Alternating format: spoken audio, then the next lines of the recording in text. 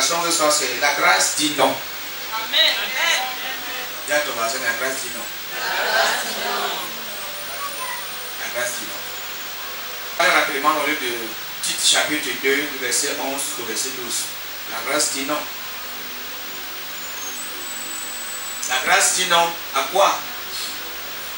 Puisque le thème du message c'est la grâce dit non. La grâce dit non, le non là c'est une exclamation, elle dit non.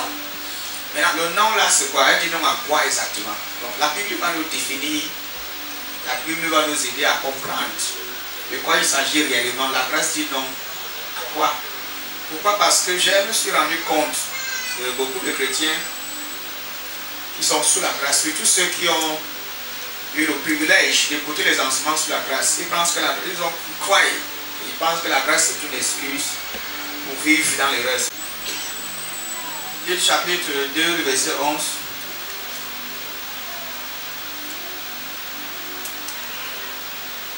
Tite chapitre 2, verset 11. Tite 2, verset 11. Car la grâce de Dieu, source de salut pour tous les hommes, a été manifestée. Elle nous enseigne à renoncer à l'impiété et au convoitisme mondain et à vivre dans le siècle présent selon la sagesse, la justice et la piété. Alléluia. Amen. Car la grâce de Dieu est apparue, qui nous offre le salut à tous les hommes. Il nous enseigne à dire non. Il nous enseigne à dire non. Ça c'est la version, nouvelle version. Une version déjà amplifiée. Quand la grâce de Dieu est apparue, qui offre le salut à tous les hommes, il nous enseigne à dire non. Il nous enseigne à dire non à l'impiété. À dire non à quoi? À l'impiété et aux passions mondaines, et à mener une vie de maîtrise de soi, droite et pieuse à l'époque actuelle. Alléluia. Quand nous lisons ce passage, nous comprenons que la grâce donne le pouvoir de mener une vie qui plaît à Dieu, de mener une vie qui reflète la volonté du Père et non la volonté de votre chair. Mais quand tu es sous la grâce, ce n'est pas toi qui dictes la grâce, ce n'est pas toi qui dis, qui programme la grâce, qui impose à la grâce ce qu'elle est supposée manifester au travers de toi. C'est la grâce qui te conduit, c'est la grâce qui se manifeste au travers de ta vie. Maintenant, beaucoup de chrétiens ont utilisé ce message de la grâce comme une excuse pour vivre dans le péché, mener une vie de modernité, mener une vie qui n'a rien à voir avec le style de vie de Dieu. Quand la grâce de Dieu est apparue, il offre le salut à tous les hommes. C'est ce que la grâce fait. La grâce, c'est Jésus-Christ. Il offre le salut, la délivrance, la préservation, la sécurité. C'est ça le mot salut. Le mot salut veut dire préservation, sécurité, prospérité. Alléluia. Donc le salut en même temps, c'est un paquet. Je vous ai enseigné ça plusieurs fois ici, que le salut, c'est un paquet. Et à l'intérieur de ce salut, qu'est-ce que vous trouvez? L'entièreté, la préservation, la sécurité, la prospérité. Dans le salut, vous avez tout.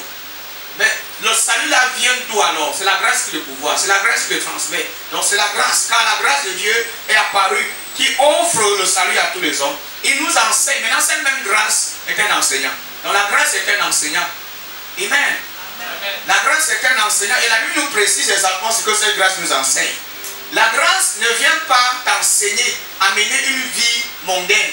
La grâce ne vient pas t'encourager. C'est-à-dire que si avant que tu ne viennes à l'église, avant que tu n'entres en contact avec les enseignements de la grâce, si tu avais une vie mondaine, une vie qui ne reflète pas la nature de Christ, si tu avais une vie désordonnée en tête de, si tu menais une vie d'erreur, à l'instant où tu entres en contact avec la grâce, tu es sauvé. Hein?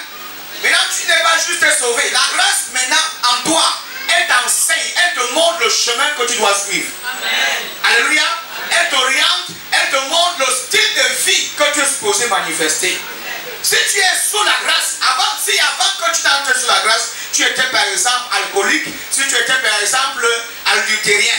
Et maintenant que tu es sous la grâce, tu continues. En fait, tu as comme l'impression que tu as plus de goût à vivre dans l'ancien péché. Ça, tu as un souci. Tu n'es pas sous la grâce, mais tu es sous une bêtise.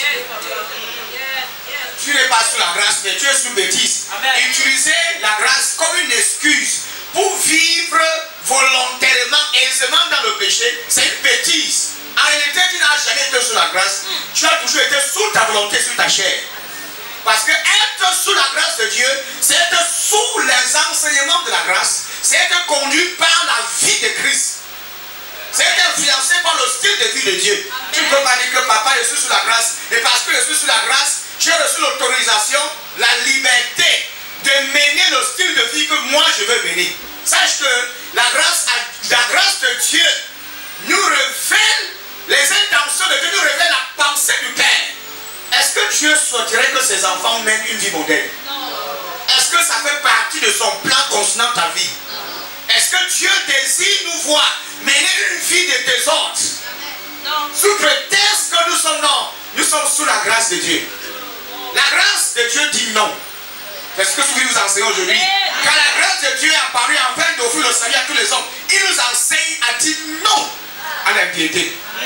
Il nous enseigne à dire non. Et je n'ai pas dit que parce que nous sommes sous la grâce, nous avons reçu par nous-mêmes la force, la capacité de dire non. C'est pas ce que je suis en train de dire. Alléluia. Si un prédicateur te dit que parce que tu es né de nouveau, tu veux dire non par tes propres forces, c'est faux. C'est la grâce de Dieu qui t'enseigne. Ça veut dire que la première des choses que vous devez d'abord recevoir, c'est l'enseignement de la grâce. Ça veut dire que si tu n'es pas enseigné par la grâce, tu ne peux pas dire non. Tu n'as pas reçu, tu ne peux pas avoir la capacité, ni même l'habilité de dire non au péché. Donc la seule chose qui a l'habilité de te donner le pouvoir de dire non au péché, c'est la grâce. Amen. Vous savez que l'enseignement en elle-même est une transmission de vie et de capacité. La grâce ne t'enseigne pas juste à dire non, mais elle te transmet également la capacité, l'habilité pour mener une vie de droiture. Amen. Là, les gens ne vont pas dire Amen. Amen.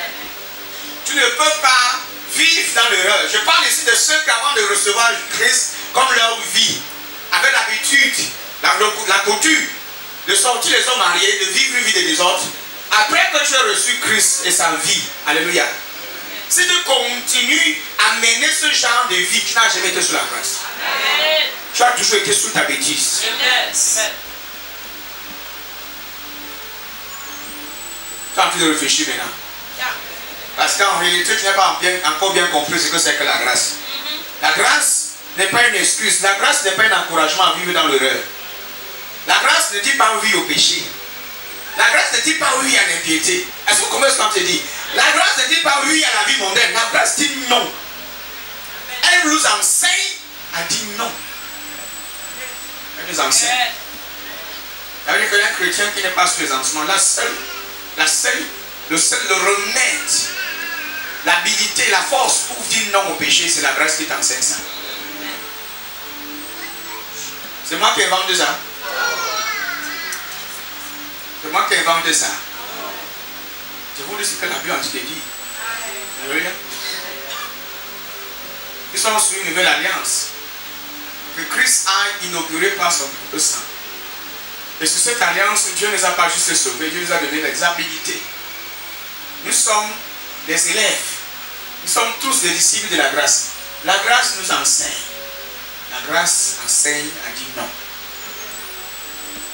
Le jour où Dieu m'a donné ce message, j'ai crié comme un fou. J'ai dit Seigneur, donc la grâce dit aussi non. Parce qu'il y a beaucoup qui croyaient que non, la grâce dit oui à tout. La grâce dit oui à tout. La grâce dit oui. Tout ce qui vient au laissement, oui. Il y a la grâce nous couvre. Au nom de la grâce, par le pouvoir de la grâce. Gros mensonge. Et dire que je suis sous la grâce, tu es sous ta bêtise, non sous la grâce. Tu n'as jamais été sous la grâce. Parce que si tu es sous la grâce, elle va t'enseigner à dire non. Amen. Donc, là où la grâce dit non, si toi tu dis oui, sache que tu es sous ta bêtise et non sous la grâce. Amen. Donc tu n'es pas sous sa grâce, sous la grâce. Parce que la grâce ne te dira jamais oui à ce genre de comportement. Il ne te dira jamais, tu ne donneras jamais son autorisation à vivre ce genre de vie. La grâce te dira toujours non quand tu es face à une tentation. Quand la tentation vient, la grâce te dira que non. Quand les épreuves viennent pour te pousser à mener une vie de désordre, la grâce va t'enseigner que ce n'est pas bon. Dis non, dis non, dis non, dis non à ça. Un homme marié vient vers toi, la grâce te dit dis non. Alléluia. Alléluia.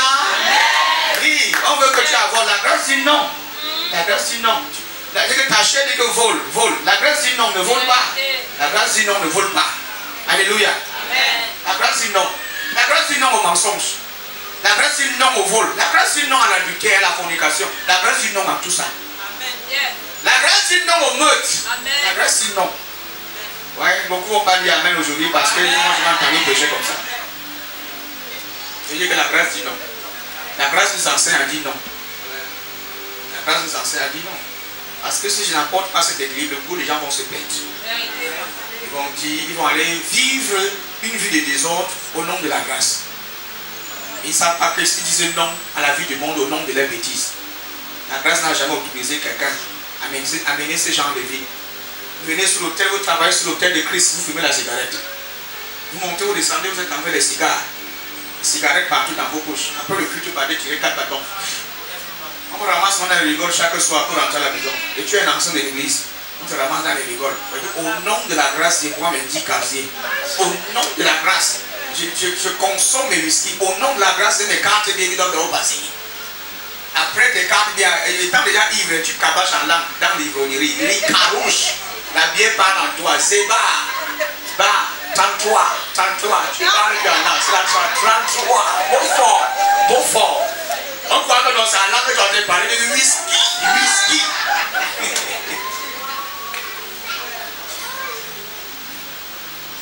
Et je suis la grâce. Ça, ce n'est pas la grâce de Dieu. Tu es sur ta propre grâce. La celle de Dieu, elle n'accepte pas ce genre de choses. Alléluia. Est-ce qu'on peut regarder quelque chose dans le livre? On a lu tout le livre de Tite jusqu'au verset 12. Jusqu'au verset 12. Relis le verset, relis ça jusqu'au verset 12, de 11 à 12. Car la grâce de Dieu, source de salut pour tous les hommes, source de salut pour tous les hommes, a été manifestée. La suite. Elle nous enseigne à renoncer à l'impiété. Le mot renoncer, ça veut dire non. Alléluia.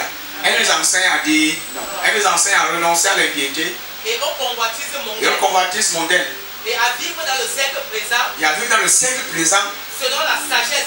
Écoutez, à vivre dans le siècle présent selon la sagesse, la justice et la piété. La sagesse qui est notre sagesse, Jésus-Christ est notre sagesse. Amen. La piété, c'est Christ. Alléluia. Amen. Il habite en vous. Mais il n'habite pas juste en vous, il vous enseigne à dire non à ces choses. Ils sont du monde. Amen. Alléluia. Amen.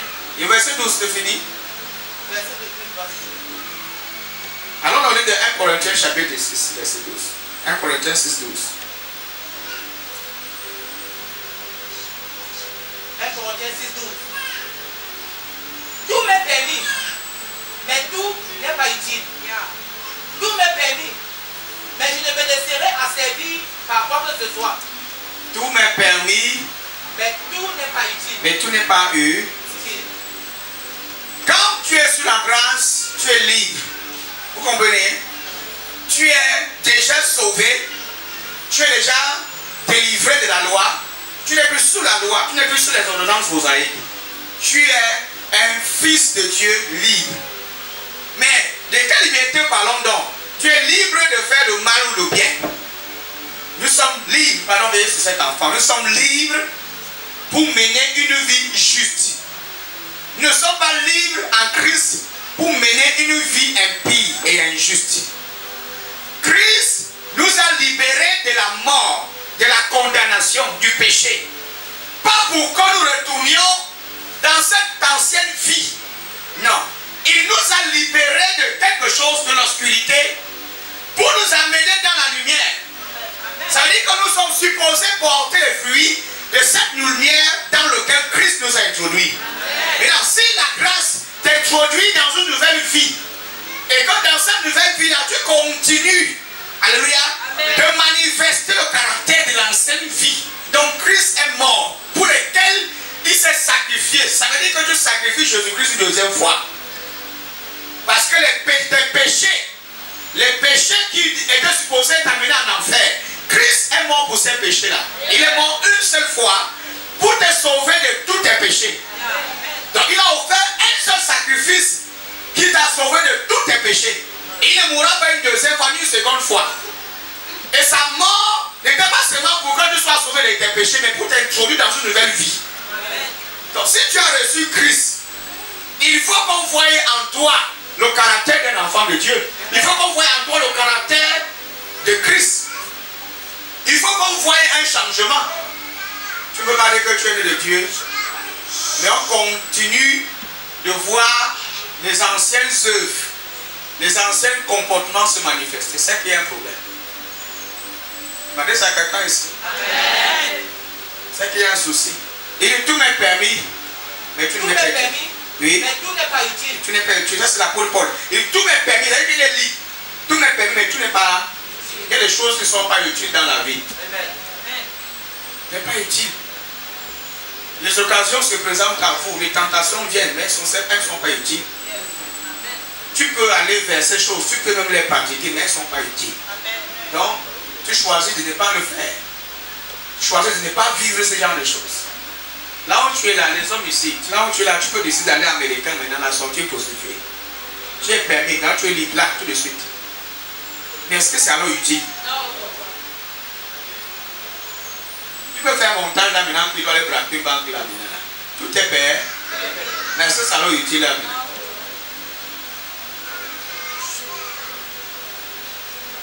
Tout m'est permis, mais tu n'es pas utile. La suite dit quoi? Tout m'est permis, mais je ne me laisserai asservir par quoi que ce soit. Mais je ne me laisserai asservir par quoi que ce soit. C'est-à-dire qu'il ne va pas se laisser contrôler, manipuler par quoi que ce soit. C'est-à-dire que le péché n'a pas de pouvoir sur lui. Je ne me laisserai asservir par quoi que ce soit. Donc il y a des choses que si tu ne connais pas ton identité en Christ, elles vont t'asservir. Si tu ne connais pas ta véritable vie que tu as reçue en Christ, il y a certaines choses qui vont t'asservir.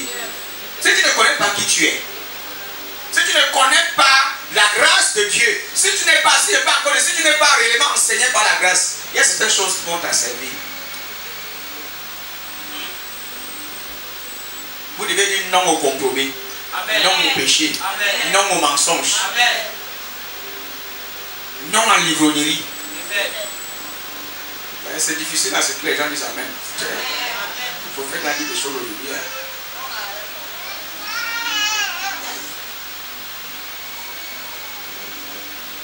Non à la tentation. Et non à tout ce que le Seigneur ne nous amène pas à faire. Non à tout ce qui ne cadre pas dans la volonté de Dieu. Et dans le livre de Corinthiens, tout à l'heure, le livre qu'on a lu, le titre, chapitre 2, verset 11. Dieu nous a cité, la Bible a fait l'appel, Paul a fait l'appel de citer toutes ces choses qui ne cadrent pas avec la volonté de Dieu. Le plaisir du monde, ça ne cadre pas avec la volonté du Père. C'est-à-dire qu'elles ne sont pas utiles. Si la Bible les cite comme des choses qui ne cadrent pas avec son style de vie, ça veut dire qu'elles ne sont pas utiles. Elles ne sont pas utiles. Romains chapitre 6, verset 14. Romains 6, 14. Car le péché n'aura point de pouvoir sur vous, puisque vous êtes non sous la loi, mais sous la grâce. Pourquoi le péché n'aura plus de pouvoir sur vous?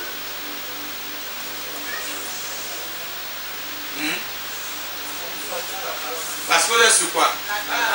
Vous êtes sous la grâce. Le péché n'aura plus de pouvoir sur vous, puisque vous êtes non sous la loi, mais sous la grâce. Je lis encore, pasteur. Car le péché n'aura point de pouvoir sur vous, puisque vous êtes non sous la loi, mais sous la grâce. Nous ne sommes pas sous la loi, mais sous la grâce. Il paraît que vous allez le livre de 2 Corinthiens, chapitre 3, verset 9.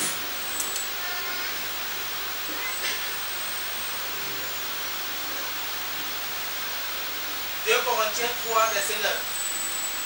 Si le ministère de la condamnation a été glorieux, le ministère de la justice est de beaucoup supérieur en gloire. Alléluia. Amen. Car le péché n'aura pas de pouvoir sur vous, puisque vous êtes non sous la loi, mais sous la grâce. Donc si quelqu'un continue de vivre sur le péché, sur la loi, relis encore une troisième fois par mon fils. J'essaie de me lancer quelque chose. Relis encore une seconde fois. Relis une seconde fois. Romains 6, 14. Tu crois bien? Car le péché n'aura point de pouvoir sur vous, puisque vous êtes Non sous la loi. La question qu'on se pose, le péché n'aura plus le pouvoir sur vous. Pourquoi? Est-ce qu'on n'est plus sous la loi? Maintenant, quand on est sous la loi, qu'est-ce qui se passe? Qu'est-ce qui se passe?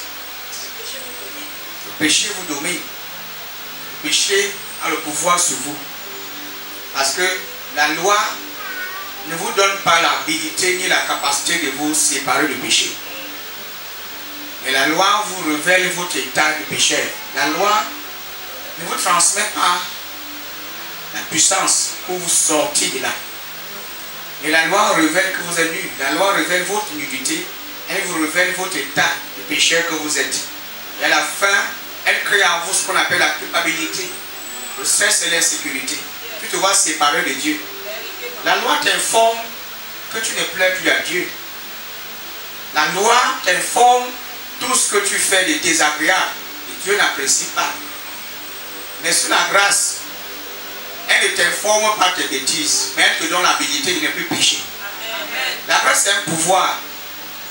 La grâce c'est un pouvoir. Non seulement la grâce t'enseigne à renoncer, à dire non au péché, mais la grâce en elle-même te donne également le pouvoir pour ne plus pécher. Relis encore par mon fils, il dit, plus que vous êtes, vas-y. Quand le péché n'aura plus, n'aura point le pouvoir sur vous.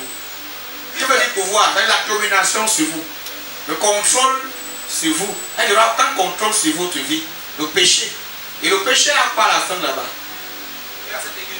Accent aigu. Vous voyez que le péché, s'il n'a pas S à la fin, c'est un nom ou un verbe. C'est un nom. Ici, le péché est une personne. Et la grâce a quoi à la fin là-bas? Puisque vous êtes non sur la grâce. C'est la grâce parle ici de Jésus-Christ, une personne. Le péché ici révèle la nature de Adam. Alléluia.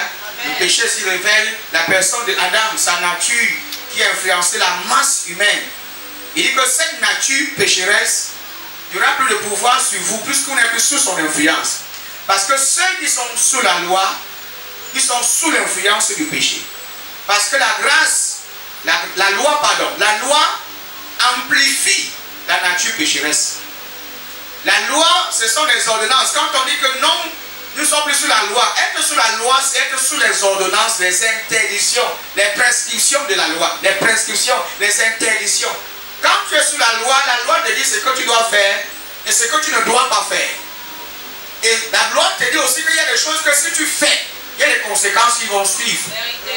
Et si tu fais l'erreur de les commettre, tu vas subir ces conséquences. Donc on n'échappe pas aux conséquences de la loi. La Bible parle de Jacques, il dit que s'il y a 10 commandements, si tu respectes 9 d'entre elles et tu faillis à l'une d'entre elles, tu es coupable des 9 autres. Donc il n'y a pas un moyen d'échappatoire. Amen. Peu importe l'énergie que tu vas fournir pour respecter ces ordonnances, si tu échoues, tu es coupable de toutes les autres prescriptions que tu as pu respecter. Alléluia. Donc il n'y a pas moyen, la loi ne te donne pas la force pour la respecter. La loi vient, mais elle ne te transmet pas l'énergie, la puissance pour que tu puisses vivre, pour que tu puisses les respecter. Et par contre, sur la grâce ne te donne pas des interdictions. Il n'y a pas de prescription. La loi, la grâce est une monde de vie. La grâce, c'est la véritable nature de Dieu. Être sur la grâce, c'est être influencé par la vie de Dieu lui-même. Donc sous la grâce, c'est Dieu qui décide lui-même de venir vivre dans l'homme. Mais sous la loi, c'est des tablettes, c'est des prescriptions que vous devez observer et les respecter. Et au cas contraire, si vous ne le faites pas, vous êtes puni par cette même loi. Vous êtes condamné par cette même loi. Ou au contraire, vous êtes tué par cette même loi. La loi tue. La loi détruit. La loi te rend coupable. Elle t'incrimine. Tu n'es pas innocent. Personne n'est innocent sous la loi. Personne n'est juste sous la loi. Donc sous la loi, tu n'as pas le droit de se tenir devant Dieu et dire que tu es meilleur. Et personne ne peut s'acquitter de la loi. Personne ne peut payer le prix pour se dégager lui-même de la loi. C'est pour ça que Dieu a envoyé son fils, né sous la loi, circoncis selon la loi.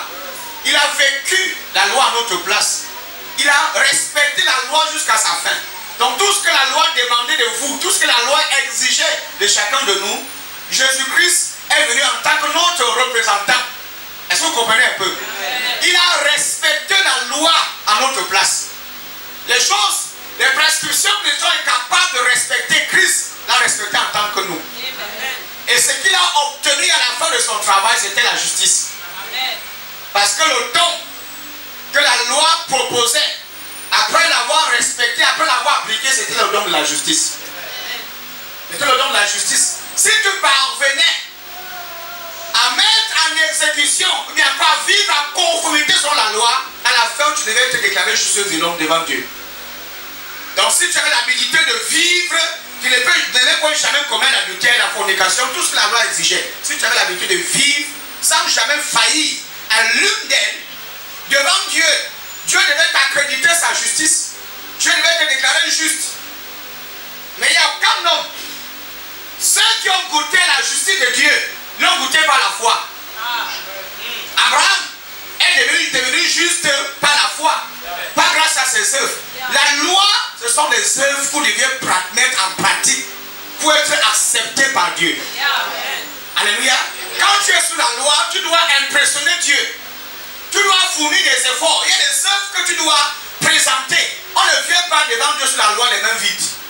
Est-ce que vous comprenez un peu? Amen. On ne se présente pas devant Dieu sous la loi sans œuvre, sans rien. Mais sous la grâce, tu te présentes devant le Seigneur sans rien. Rien que par ta foi. Amen. Rien que par ta foi. Abraham n'est pas devenu juste parce qu'il était un homme sans péché. Abraham n'a pas été déclaré juste parce qu'il était mieux que tout le monde. Il a fait de très bonnes œuvres. Non. Si vous regardez bien la vie d'Abraham, vous verrez qu'Abraham lui-même était un menteur.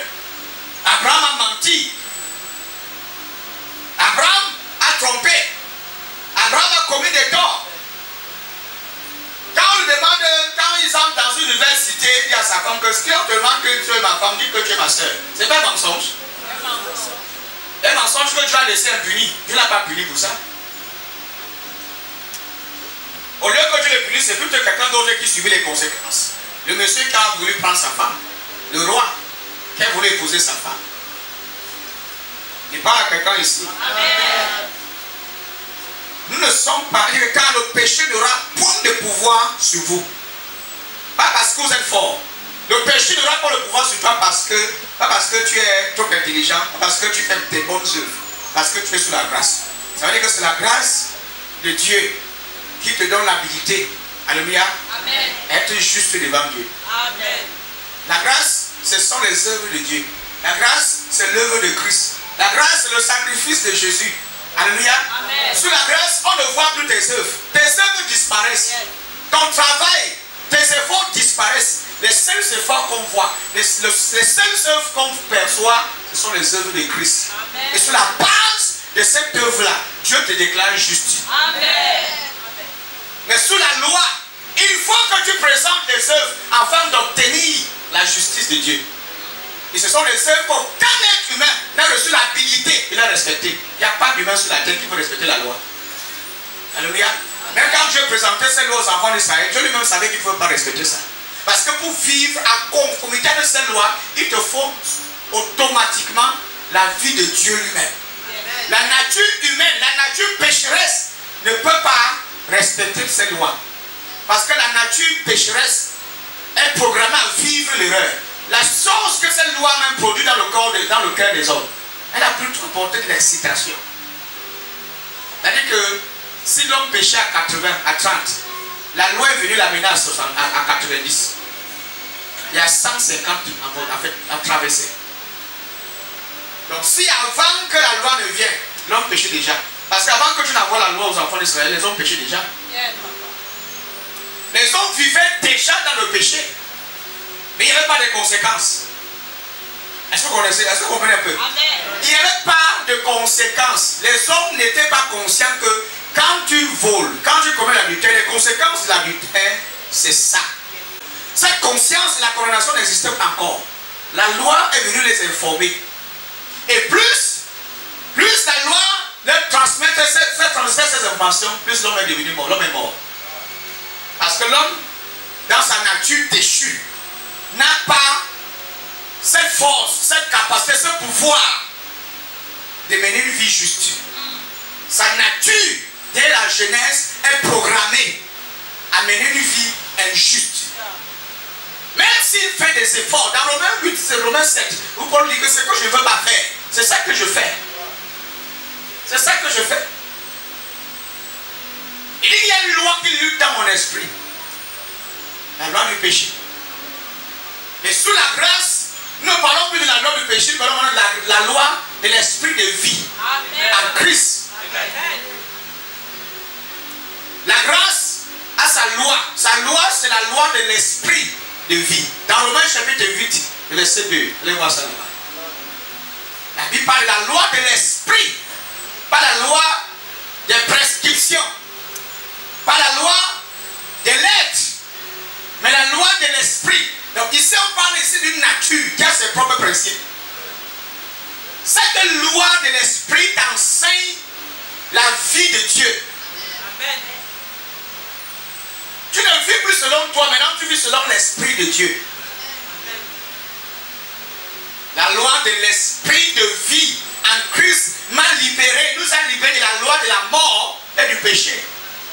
Le chrétien qui est né de Dieu, qui est sous la grâce, c'est un chrétien qui a déjà été délivré de la loi du péché, de la mort.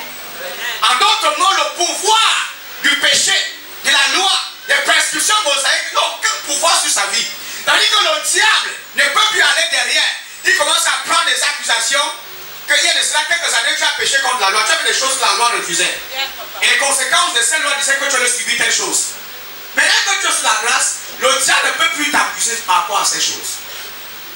Le diable ne peut plus t'accuser. Pourquoi? Parce que tu es non sur la, tu n'es plus sur la loi, mais tu es désormais sur la grâce. Parce que sous la grâce, il n'y a pas de condamnation. Mais le fait que sous la grâce, il n'y a plus la condamnation, ça ne veut pas dire que la grâce t'enseigne à dire oui au péché. Mais au contraire, il t'enseigne à dire non. Parce que le péché ne fait pas partie de ta nature.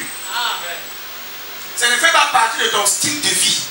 Voler ne fait plus partie de ton style de vie. C'est comme un chien qui devient chat. Le chien, sa nature est programmée. Il est distingué du chat. Quand tu vois un chien et un chat, c'est deux natures bien distinctes. On les appelle tous des animaux. Mais leur style de vie, de comportement diffère. Entre un volaille et les carnivores et tout le reste, il y a une différence. Entre un lion, alléluia, entre la nature d'un lion et la nature peut-être d'une poule, il n'y a pas de différence. La poule peut poursuivre une antilope dans le champ, dans la forêt. La poule. Deux natures bien distinctes. Maintenant, imaginez l'instant où il demande à un lion de devenir une poule. Que le lion commence à se comporter comme une poule, c'est possible? Donc sache donc qu'en Christ, tu as reçu une nature différente de celle que tu avais auparavant. Amen. Je suis en train de dire qu'en Christ, nous avons deux natures. Nous essayons d'être bien et en même temps nous sommes mauvais. Non. Nous essayons de temps en temps, nous nous efforçons à détruire le péché. Non, non. Quand tu es sous la grâce t'enseigne que tu es déjà séparé de ton ancienne vie. Et tu ne peux plus dire non à cette ancienne vie. En fait, tu ne peux plus dire oui, pardon, à cette ancienne vie. Au contraire, tu dois plutôt dire non à cette ancienne vie.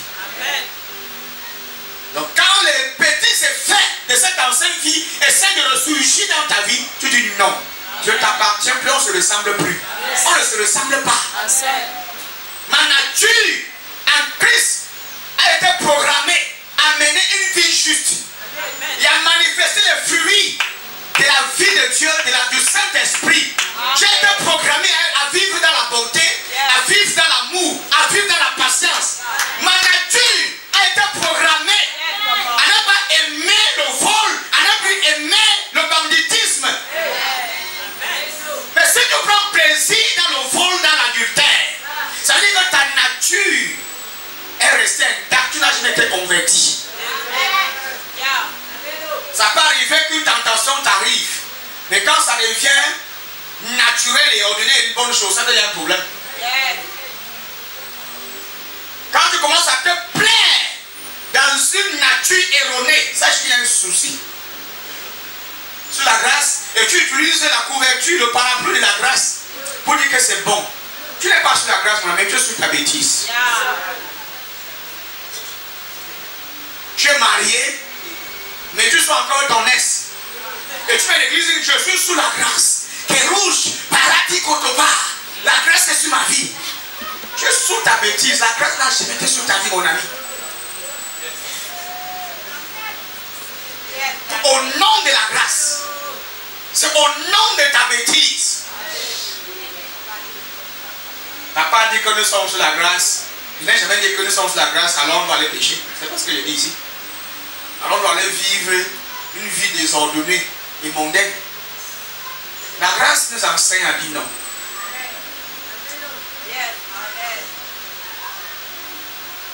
La grâce n'est pas une excuse pour pécher.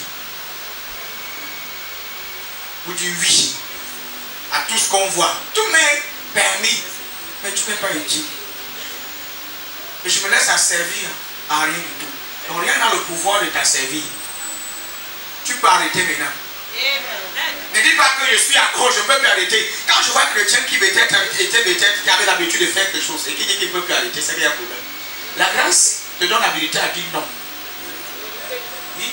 Si tu avais une habitude, une routine, d'aller que tu avais quelque chose que tu as l'habitude de faire. Par exemple, comment on appelle ça? Je vais appeler ça quoi? La masturbation. Tu dis que je n'arrive pas. La grâce va te dire non. La grâce peut t'aider à arrêter tout de suite. En fait, le seul remède même qui peut te séparer de ces choses-là, c'est la grâce. La loi ne peut pas t'aider à sortir comment on appelle, j'ai appelé ça quoi? La masturbation. La loi ne peut pas t'aider à sortir de ça. Par contre, si tu es sur la loi, tu vas aimer ça davantage. Parce que la loi excite ta nature pécheresse. Elle excite. Plus on te dit, oh, fais attention, tu vas mourir, le lendemain tu continues. Vous savez comment les gens changent sur la grâce? La bonté de Dieu les change. Plus tu découvres l'amour de Dieu, plus tu détestes la haine.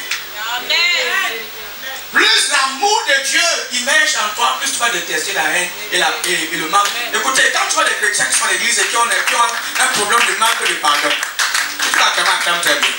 Quand tu vois des chrétiens qui sont à l'église qui ont un problème de manque de pardon, c'est parce qu'ils n'ont pas encore expérimenté le véritable pardon de Christ. Tu n'as pas encore comprendre.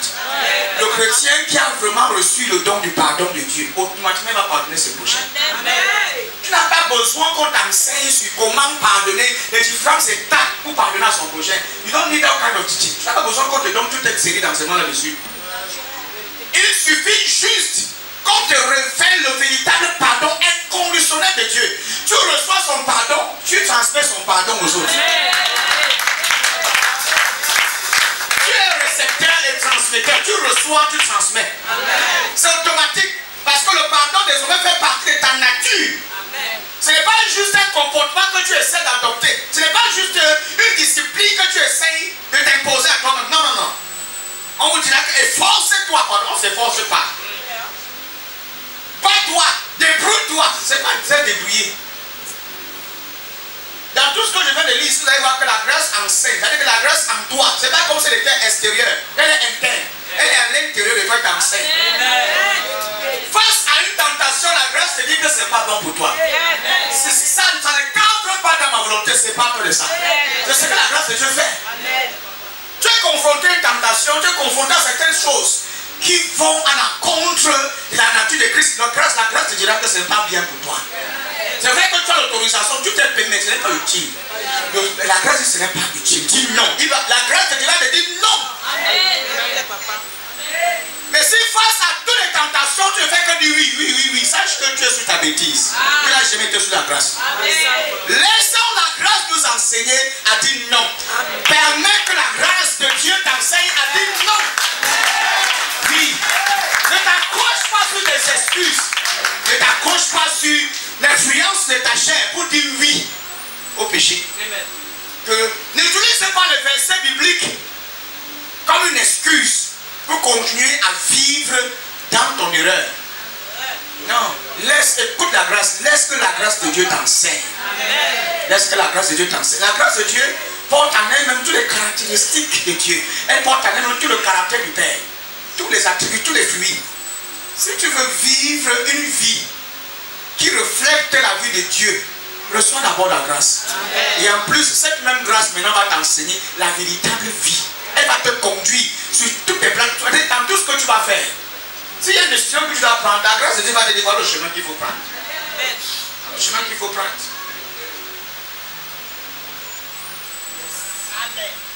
N'allez pas dans les mapagnes. Et vous dites au nom des enseignements de la grâce que le Père la prêche, je dois m'enivrer. Il faut que je sorte ici, là, on me ramasse ses mains, on me soulève ses mains dans l'air. Au nom de Jésus-Christ et du prophète Judès. Les caniveaux vont accueillir ton crâne.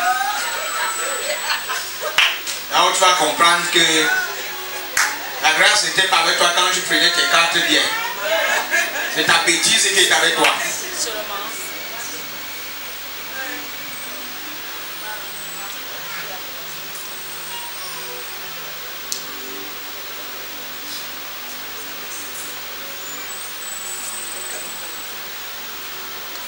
Alléluia. On a lu Colossiens. Lisons Colossiens 2, 14 à 15. Dans le péché qui s'afforce de la loi. Péché qui s'afforce de la loi. Maintenant, si vous n'êtes plus sur la loi, le péché va donc tirer sa force d'où contre vous. Elle n'a plus de pouvoir. Elle a perdu son pouvoir. Elle est morte. Elle est détruite.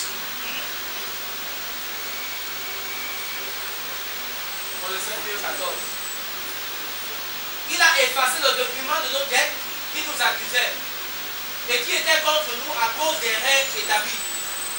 Et il a détruit en le clouant sur la croix. Reprends s'il te plaît. Il a effacé le document de nos dettes qui nous accusait.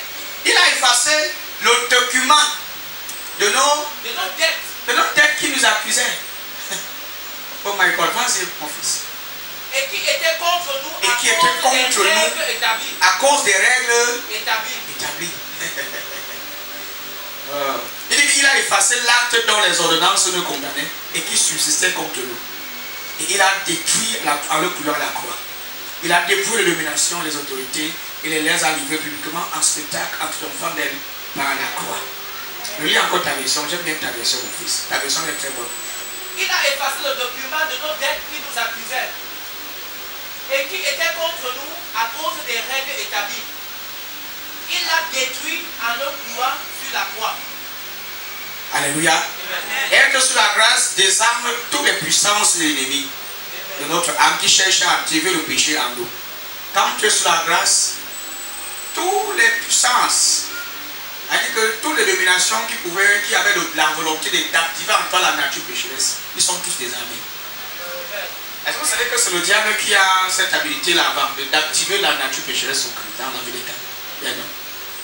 Il y avait chaque acte horrible et il y avait une activation satanique. Il y avait chaque acte malsain. Alléluia. Le diable est à l'origine. Il se sert de la loi. Vous savez que le diable se servait de la loi pour activer la nature pécheresse dans le corps d'un humain. Si tu n'es plus sous cette loi et que désormais tu es sous la grâce, il ne peut plus se servir de ces instruments du péché. Alléluia. Pour te manipuler. Amen. Tu n'es plus sous sa domination. Je crois que le message a fait passer. Amen. Tu n'es plus sous sa domination. Vous devez comprendre que le chrétien est dégagé de la loi. Il est séparé du péché. Et si maintenant le péché n'a plus le pouvoir sur toi, ça veut dire que tu es maître sur le péché. Tu as le contrôle sur lui. Tu peux dire non. Celui qui est sous la loi, il ne peut pas dire non au péché. Parce qu'il est sous cette loi, et cette loi lui transmet toujours l'habilité de pécher. La loi ne lui enseigne pas dit non. Elle donne l'impression que tu enseignes à dire non. Quand tu es sous la loi, elle donne l'impression que tu dois dire non. Mais en réalité, elle te transmet par le pouvoir pour dire non. Elle n'a pas cette capacité de te transmettre le pouvoir pour dire non. Mais par contre, la grâce, la loi n'enseigne pas, c'est la grâce qui enseigne. Amen. La grâce ne peut pas t'enseigner. La grâce, en fait, la loi ne peut pas enseigner. Mais la grâce, elle enseigne. La loi n'a pas de pouvoir. La loi est faible. Paul l'a bien décrit, c'est le ministère de la mort. La loi est l'ombre des choses à venir et non l'exacte représentation des choses. La loi n'a rien amené à la perfection. La loi ne sanctifie pas. La loi ne purifie pas. La loi est hypocrite. La loi fait le semblant. Oui. Mais en réalité, lui est le chef de l'exposeur. Donc il est le règne. Lui il t'expose. Il t'expose, il t'incrimine, il t'expose, il te juge. C'est ce que la loi fait. Mais la grâce te libère. Amen. La loi demande de vous, mais la grâce donne. Amen. La loi exige de vous. Vous deviez faire. Sinon, vous allez vivre ça. Vous allez subir telle chose. C'est ce que la loi fait. Mais la grâce te transmet. Amen. La loi ne te demande pas, elle te donne. Amen. Elle t'enseigne. Elle te montre le chemin. Amen. Elle te transmet sa propre vie. Moi, cette fois quand Jésus est venu, Jésus-Christ n'est pas venu enseigner la loi. Et les Juifs l'ont compris. Pour ça qu'ils ont tout fait. Ils ont tendu de nombreuses pièges pour nous faire tomber. Mais ils n'ont pas pu. Jésus était plus sage. Il était celui-là même qui le créateur de la sagesse. Il est la sagesse incarnée. En fait, il est la personnification de la sagesse. On lui présente la pièce. On lui montre la pièce. On dit ok. La pièce, c'est là, selon la loi. On va donner ça à qui? La loi, l'homme veut s'habiller. Qu'est-ce qu'il donne à la pièce? Qu'est-ce que c'est cette pièce-ci? C'est le visage de qui on dit c'est le visage de César. Donnons à César ce qui est à César. Et donnons à Dieu ce qui est donc à Dieu. On vit avec la femme qui est encore attrapée en plein feu d'adultère. Et on demande à Jésus son intention. Qu'est-ce qu'il lui dit? La loi dit que si on attrape une femme en plein délit d'adultère, alors en plein flagrant d'adultère, qu'est-ce qu'on doit faire? On doit la lapider selon la loi. Jésus n'a pas respecté cette loi-là. Au contraire, il a changé cette loi. Là, celui qui n'a jamais péché, c'est la première pierre. Toutes ces confrontations, vous voyez, c'est un test pour voir si Jésus-Christ était sous la loi. Mais oublions que Christ est venu abolir, il est venu mettre fin à cette loi. Amen. Par son sang, Christ a instauré une nouvelle alliance sur laquelle nous sommes actuellement ici. C'est l'alliance de la paix. Vous croyez que quelqu'un devait dire Amen? Amen. Nous sommes en paix avec Dieu. Amen. Nous sommes en guerre avec Dieu. Amen. Nous sommes en paix avec lui. Amen. Toi qui menais une vie de désordre au nom de la grâce, il faut dire non. Amen. Il faut dire non à partir d'aujourd'hui. Parce que je suis sous la grâce, je suis libre. Je peux aller dans mes mapas tous les jours, il n'y a pas de souci. Tu portes les mini-jupes jusqu'ici. Tu vas à tous les canards du quartier, tu colles. Et pendant qu'on te colle, il n'y a pas la grâce collée. Allez-y. Il faut te voir à l'église le dimanche. Quand nous prions, tu es celle-là qui sort tous les meilleurs mots en langue. Tu as le dictionnaire du parlant en langue. Regarde que derrière les mots là, c'est autre chose que tu as envie de dire.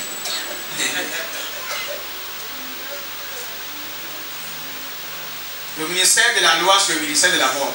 Tandis que le ministère de la grâce, c'est le ministère de la justice et de la vie.